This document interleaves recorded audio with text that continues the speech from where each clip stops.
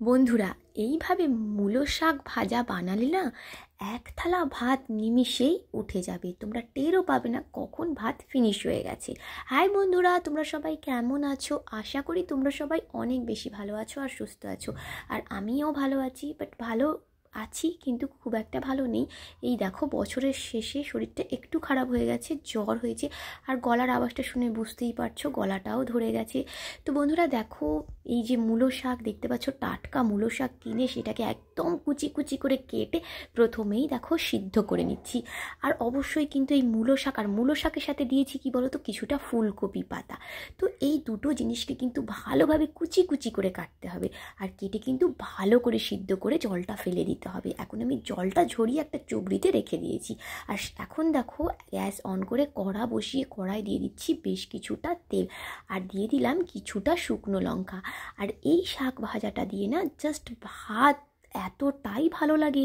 জানোই তো, আমরা গ্রাম বাংলার মানুষরা মানে মাছ যেরকম খেতে পছন্দ করি, তার সাথে শাক সবজিও ভীষণ পছন্দ করি। আর এই শাক সবজির বেশিরভাগটাই আমরা পাই শীতের সময়, তাই তো বন্ধুরা।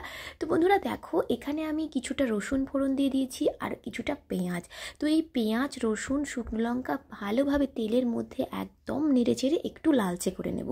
তো বন্ধুরা, যদি তোমাদের ভিডিওটা ভালো লাগে অবশ্যই কিন্তু আমার চ্যানেলটাকে সাবস্ক্রাইব করবে, লাইক করবে, কমেন্ট করবে, শেয়ার করবে আর ভালোবাসা দেবে। আর দেখো, এই দেখো চুবড়িতে যে মানে মূলো শাক আর ফুলকপির পাতা, এগুলোকে চুবড়ির মধ্যে জল ঝরাতে দিয়েছিলাম। তো সেই চুবড়ি থেকে শাকটা একদম কড়াই দিয়ে দিলাম এই পেঁয়াজের ওপর, মানে পেঁয়াজ রসুন যেটা ভেজেছি, তো তার উপর দিয়ে কিন্তু দেখো দেওয়ার সাথে সাথেই শাকের মধ্যে যেই জলটা ছিল না সেটা কিন্তু বেরিয়ে গেছে। আর এখানে কিন্তু আমি আর এক্সট্রা জল দেবো না। এই যে শাকে যে জলটা আছে না, যেটা দিয়ে সিদ্ধ, এমনিতে তো শাকটা সিদ্ধ করা, বাট এখানে কিন্তু নেড়ে নেড়ে একদম শুকনো করে ভেজে নেব। আর এখানে দেখো কিছুটা কাঁচা লঙ্কা দিয়ে দিচ্ছি। তো তোমরা যে যেরকম ঝাল খাও সেই অনুযায়ী লঙ্কাটা ব্যবহার করবে। আর জাস্ট মশলা বলতে গেলে শুধু নুন, তাছাড়া আর কিচ্ছু না। আর এইভাবে মূলো শাক আর ফুলকপি পাতা, মানে দুটো মূলো শাকের সাথে যদি ফুলকপি কিছুটা পাতা দাও, তাহলে কিন্তু এই মূলো শাক ভাজাটা খেতে ভীষণ ভালো হয়। তো এমনিতেই মূলো শাক তো ভীষণ মানে খেতেও ভালো আর টেস্টি আর ভীষণ হেলদিও। তো সেক্ষেত্রে এই ফুলকপি পাতাও একদম কচি কচি দেখে একটু কেটে দিলে ভীষণ টেস্টটা ভালো আসে। তো বন্ধুরা দেখো কিভাবে জল বেরিয়েছে শাকটা দেওয়ার সাথে সাথেই। আর এখন দেখো, আমি এই শাকটাকে দিয়ে গ্যাসের ফ্লেমটা একদম লো করে দেবো, দিয়ে আর চাপা দিয়ে আমি এখানে 5 মিনিট মতো চাপা দিয়ে দেখো আমি রান্না করে নেব। তো বন্ধুরা, খুবই ইজি আর সামান্য কিছু জিনিস দিয়ে এই শাকটা তোমরা বানিয়ে বাড়িতে খাইতেই পারো, ভীষণ ভালো লাগে। গরম গরম ভাতের সাথে আর কিছুর প্রয়োজন হয় না এরকম মূলো শাক ফুলকপি দিয়ে, ফুলকপির পাতা দিয়ে মূলো শাক ভাজা থাকলে।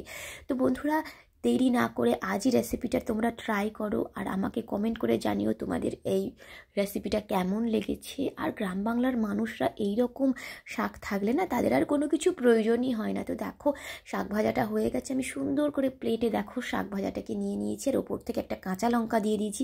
আর দেখতে কতটা ভালো লাগছে দেখো, খেতেও কিন্তু বন্ধুরা অসাধারণ। জাস্ট গরম গরম ভাতের সাথে এই মূলো শাক ভাজাটা জমে যাবে। তো বন্ধুরা, আজকের ভিডিওটা এখানেই শেষ করছি। দেখা হচ্ছে আবার পরের ব্লগে। বাই বাই বন্ধুরা, তোমরা সবাই ভালো থাকো।